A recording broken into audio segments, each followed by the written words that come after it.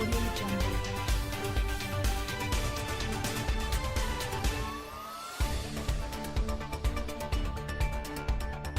The Duke and Duchess said they were in many layers of pain due to the situation in Afghanistan. Whilst Harry served in Afghanistan with the British Army, critics asked why Meghan also attached her name to the statement. Lee Cohen, senior fellow of the Bow Group think tank, urged her to stick to Hollywood gossip, asking why would serious people even tune in? The remarks struck a chord with Express readers, who urged the couple to avoid commenting on world politics. One commented, "Who does she think she is? 1 minute she is a C-rate actress, then 2 minutes later an expert on world affairs. She is dreaming." Another added, "Even Hollywood doesn't want to hear from her. If they carry on the way they are going they will both implode." A third wrote, "Overnight, Markle goes from actress with no platform to duchess with enormous reach. Has she changed? No. Is she more qualified? No. Is she a world leader? No." A fourth said, "We know they're global leaders and influencers because they keep telling us so. Making grand announcements about things they know nothing about and out of proportion rage against any media who calls them out." The Taliban surged across Afghanistan last month, capturing the capital Kabul on August 15. Western nations responded with a desperate airlift, for their nationals and Afghan allies, from Kabul International Airport.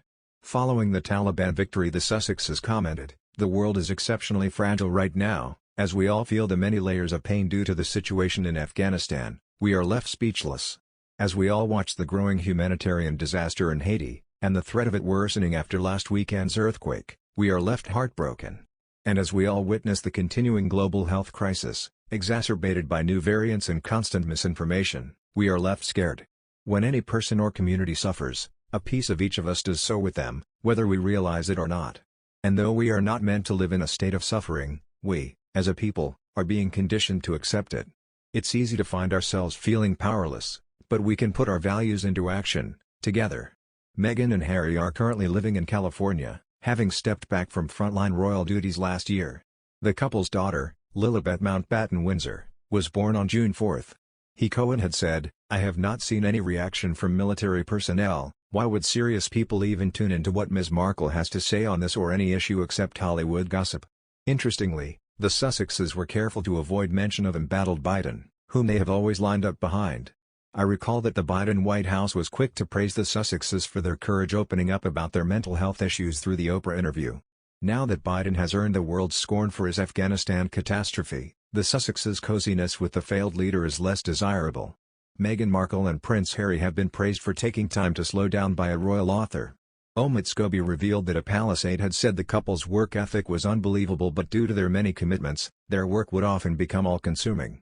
Since leaving the royal family, the couple have established their own foundation Archie, and have signed a number of commercial deals, but are currently spending time with their 2 young children. One of the things I said in the People magazine cover story recently, they were talking about lessons learned by the couple and I was like, it's okay to take your time, it's okay to slow down. I remember one comment made by a palace aide that was working very closely with the couple, and they were like, their work ethic is unbelievable, but boy do they like to jump from one big thing to the next and hold themselves to that incredibly high standard. When you are in the moment, you're not thinking about how much of your life and energy that you're consuming and giving, but actually it's all consuming. I think for them to actually move away, being able to find slightly better work-life balance will only do them good in the long run. Whilst the couple were working members of the royal family, they held a number of patronages and Prince Harry held several military titles. Patronages included Rugby Football Union, SmartWorks, the London Marathon, and for the Duke, Captain General of the Royal Marines. They were also in the process of establishing their own foundation, Sussex Royal. However, following the aftermath of their Megxit decision, they returned their patronages and were stripped of their HRH titles, as they agreed to cease representing the Queen at formal engagements. Since then, the couple have relocated to California and have founded their charitable organization Archie, which is aimed at promoting issues around diversity, female empowerment and mental health. They have also signed a number of lucrative deals with streaming giants, Netflix and Spotify, which are estimated to be worth over £100 million. In recent months, they have announced their first 2 projects with Netflix, as Prince Harry agreed to produce a docuseries on the 2022 Invictus Games and Meghan signing onto a children's animated series called Pearl. The Duke of Sussex has also announced he will be releasing his memoir in late 2022, whilst the Duchess published her first children's book in June.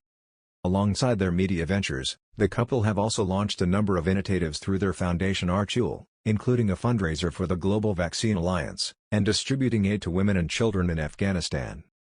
For her 40th birthday on August 4, Meghan announced her latest project 40 by 40, where she was asking 40 friends to donate 40 minutes of their time to help women remobilize for the workplace.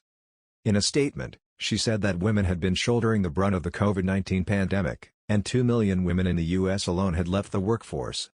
Despite the couple's deal with Spotify, they are yet to announce or release a podcast. Since the birth of their baby daughter in June, the couple are taking time to spend with their young family ahead of committing to more projects. The Sussexes welcomed Lilibet Lily Diana on June 4 at Santa Barbara Cottage Hospital. The 3-month-old resides with her parents and older brother, Archie Harrison, at the couple's home in Montecito, California.